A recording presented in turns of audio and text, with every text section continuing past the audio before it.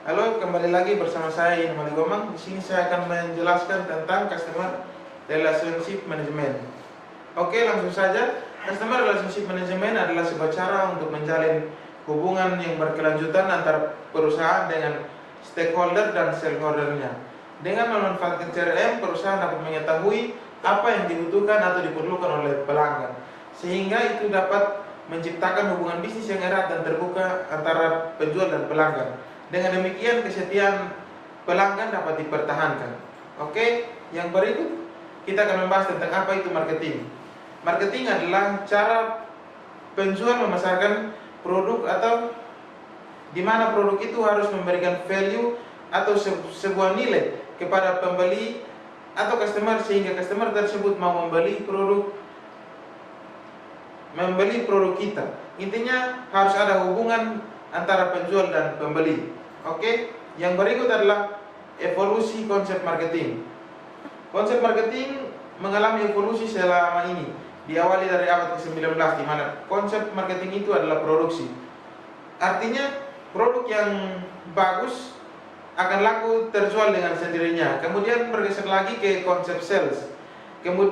Konsep sales itu lebih mengarah kepada promosi, yaitu iklan-iklan. Jadi produk yang memiliki iklan yang bagus, maka produk tersebut akan laku terjual dengan cepat. Jadi fokus pada evolusi sales ini adalah yaitu pada promosi dan iklan.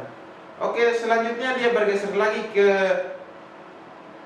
arah marketing, yaitu marketing atau strategi, yaitu paradigmanya adalah konsumen adalah raja, sehingga apa yang konsumen butuhkan harus dipenuhi. Jika yang dibutuhkan konsumen dipenuhi, maka sudah dipastikan bahwa produk tersebut akan terjual habis. Kemudian sampai saat ini sudah bergeser bukan lagi produk, sales atau marketing, tapi ke arah relationship atau ke arah hubungan yang baik. Artinya penjualan itu akan sukses jika adanya hubungan yang baik antara penjual dan pembeli. Jadi sekarang lebih mengarah ke bagaimana penjual itu menjalin atau membangun hubungan yang baik dengan customernya. Oke, selanjutnya adalah relationship marketing. Relationship marketing ini lebih fokus kepada hubungan jangka panjang. Jadi memang fokus kepada customer yang memang selalu melakukan repeat order. Jadi kita mainstay-nya di situ. Kemudian kita mengutamakan menahan konsumen, bukan hanya kita menahan penjualan. Jadi penjualan itu ada di urutan kesekian. Yang penting adalah customer ini dapat bertahan. Adanya integrasi konsumen, adanya komitmen konsumen. Yang berikutnya adalah mengutamakan kerjasama dan saling percaya. Kenapa konsep marketing itu bergeser dari yang awalnya hanya produksi sales kemudian beralih ke relationship? Berdasarkan data yang ada, ternyata konsumen semakin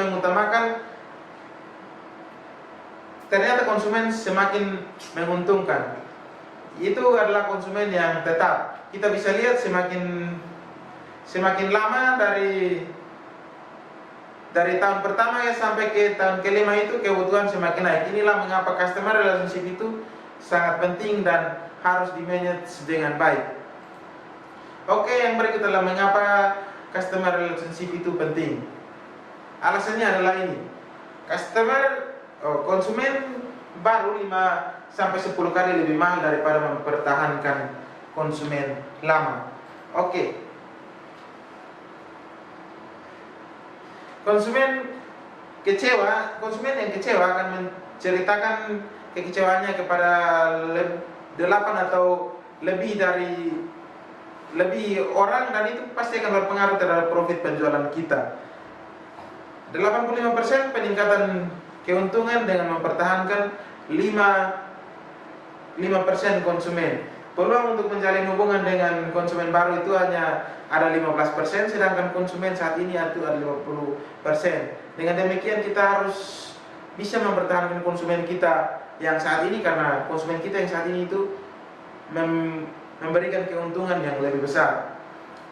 70% konsumen yang kecewa dapat kembali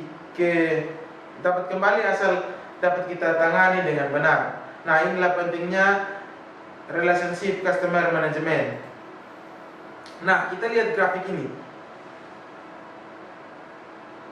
Kita lihat tahun berjalannya. Jadi, saat pertumbuhan pesat, relationship marketing masih kalah dibandingkan infrastruktur. Infrastruktur ini berupa tools, software, kelengkapan data pendukung dan sebagainya. Tapi saat pertumbuhan levelnya sudah melandai atau sudah stabil, maka ekspektasi pelanggan ini sangat dibutuhkan. Ekspektasi pelanggan ini dimaksudkan untuk mengetahui lebih jauh tentang pelanggan itu sendiri. Yang berikut, nah ini adalah konsep ember bocor, di mana customer itu dia ibaratkan sebagai air yang ada di dalam ember tersebut. Dalam suatu usaha atau suatu bisnis pasti ada customer yang awalnya loyal kepada kita, yang selalu membeli produk kita dan lain sebagainya, tiba-tiba hilang atau beralih daripada kita dan dia beralih ke pesaing lain. Nah, jika yang beralih itu hanya 1 atau 2 orang saja masih wajar, tapi jika yang beralih itu adalah customer yang potensial atau yang sering melakukan repeat order ke perusahaan kita, ya maka itu akan menjadi fatal bagi perusahaan kita. Oleh sebab itu, di sini relationship marketing itu menjadi sangat penting. Yang berikut adalah sasaran. Kita kalau mau jualan, kita kalau mau menjual sesuatu itu pasti yang dibutuhkan adalah customer yang baik atau assuring. Yang kedua adalah kita ada satisfying, yaitu kita harus memenuhi kebutuhan dari customer. Kemudian kita yang berikut adalah enhancing, dan yang terakhir adalah kita mempertahankan. Kita mempertahankan dan meningkatkan pelayanan kita terhadap konsumen. Oke, yang berikut adalah strategi. Bagaimana kita meningkatkan pemahaman konsumen mengenai produk yang akan kita jual, dan kita memungkinkan hubungan yang menguntungkan dengan konsumen yang loyal. Jadi, contohnya di sini kita tidak perlu hanya memikirkan tentang profit penjualan saja, tapi kita juga harus memikirkan tentang customer kita. Contohnya saya ambil contoh di perbankan. Kalau di perbankan itu, jika nasabah yang memiliki jumlah simpanan yang besar di bank tersebut, maka bank tersebut akan memberikan bonus. Bonus itu bermacam-macam, bisa berupa ucapan atau kado saat dia ulang tahun atau hadiah-hadiah lain di hari-hari tertentu. Nah, dengan kita memberikan bonus-bonus atau hadiah tersebut, itu akan berdampak kepada kepuasan customer. Dia akan melihat bahwa perusahaan kita itu tidak hanya memperhatikan profit penjualan, tapi kita juga bisa menyentuh sisi humanis atau sisi emosional daripada customernya. Dan itu dia sendiri akan merasa puas, sehingga hubungan antara customer dan penjual akan berlangsung dalam jangka waktu yang panjang, dan itu pasti dia akan terus loyal dengan perusahaan kita. Yang berikut adalah siklus proses CRM. Yang pertama adalah pengumpulan data konsumen. Nah, pengumpulan data konsumen ini kita lakukan saat dia melakukan pembelian. Mungkin apa yang disukai dan lain sebagainya. Setelah itu kita melakukan analisa data konsumen dan mengidentifikasi target konsumen kita. Yang berikut adalah kita melakukan pengembangan program CRM, dan setelah itu kita melakukan action dengan implementasi CRM. Ada 4 aktivitas utama dari CRM, yaitu yang pertama kita harus merasakan dan tanggap seperti apa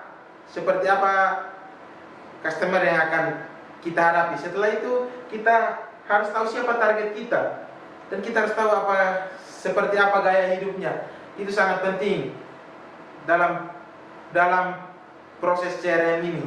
Dan setelah kita mengetahui siapa target kita dan bagaimana gaya hidupnya, kita melakukan target segmen yang tepat. Kita meminimalisasi biaya akuisisi dan mengoptimalkan kualitas pelayanan. Setelah itu kita harus memilih channel atau media yang tepat untuk kita mempromosikan produk kita sehingga itu bisa sampai atau bisa diterima dengan baik oleh customer.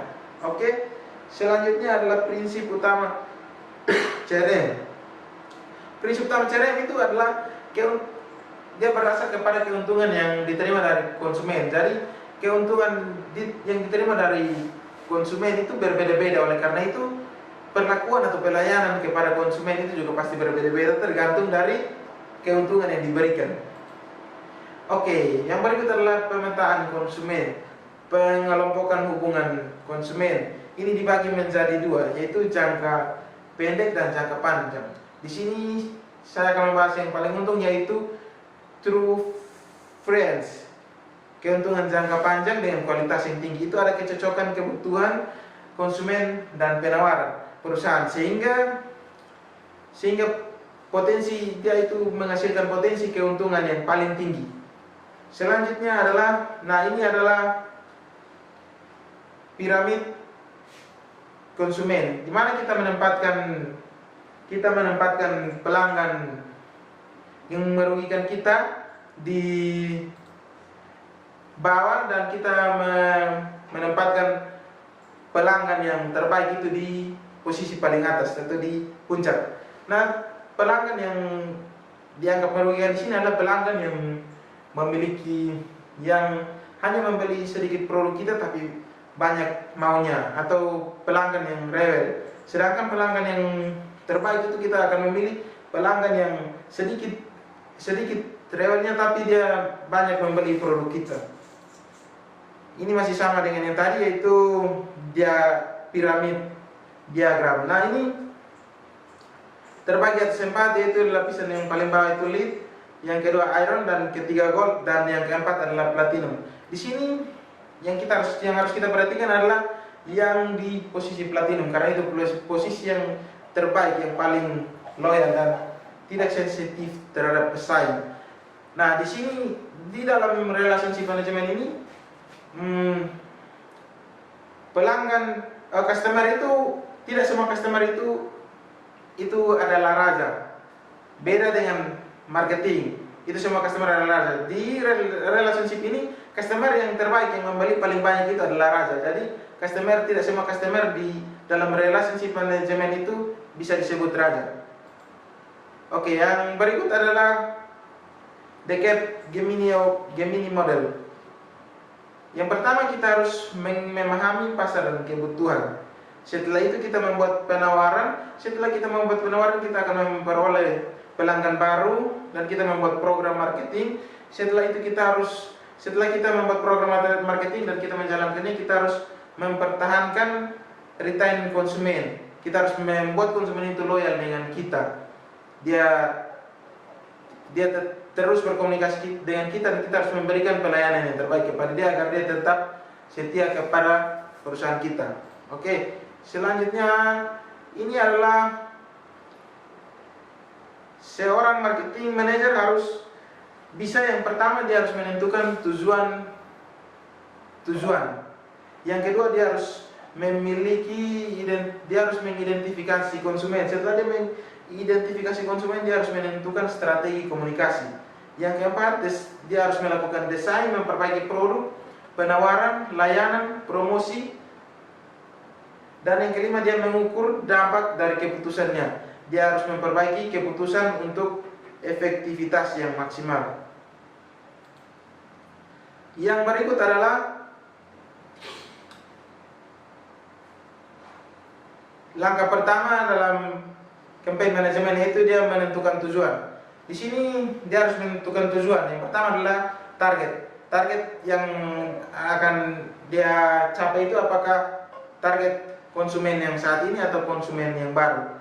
Dia harus bisa, kalau dia menargetkan konsumen yang sekarang, maka dia harus bisa menciptakan loyalitas dan dia harus meningkatkan kepuasan kepada konsumen yang saat ini. Jika dia menginginkan konsumen yang baru, maka dia harus mengetahui karakteristik dari konsumen yang baru dan bagaimana itu bisa menguntungkan bagi dia. Oke, selanjutnya langkah yang kedua adalah identifikasi konsumen, yaitu kita harus menentukan konsumen yang tepat. Kita juga harus pergunakan perilaku transaksi masa lalu untuk memprediksi perilaku mendatang. Yang berikut kita harus melakukan segmentasi dan membuat karakteristik. Buat strategi marketing yang dikhususkan untuk masing-masing segmen. Selanjutnya adalah apa pesan yang disampaikan dan apa saluran yang dipakai. Di sini sangat penting karena saluran yang dipakai atau media yang dipakai itu harus betul-betul bisa mensupport agar apa yang kita sampaikan bisa sampai kepada customer, sehingga customer juga bisa loyal dengan perusahaan kita. Oke, selanjutnya adalah desain produk, penawaran, jasa, dan promosi. Yang pertama adalah analisa harga, periode penawaran, risiko, dan biaya marketing. Yang kedua adalah merumuskan produk, merumuskan penawaran, merumuskan jasa, dan promosi. Di sini penawaran dan promosi ini sangat penting. Jadi kita juga harus bisa menggunakan bahasa-bahasa yang baik sesuai dengan pengetahuan dari customer target yang akan kita jangkau, dan seterusnya kita akan menentukan saluran sales dan komunikasi yang paling efektif. Selanjutnya kita akan mengukur dampak. Dampak keputusan ini harus dapat diuji dengan sampel atau tidak dengan sampel. Ini sangat penting untuk langkah ke-6, yaitu kita dari langkah ke-5 yaitu kita menganalisa dampak. Dari dampak tersebut kita bisa memperbaiki penawaran, kita bisa memperbaiki jasa atau promosi sesuai dengan target. Dan setelah semuanya itu diperbaiki, maka kita bisa menjalankan keputusan itu untuk keseluruhan segmen atau populasi. Oke, demikian dari saya mengenai Customer Relationship Management. Jangan lupa subscribe channel ini, dan satu dari saya masih muda, jangan malas.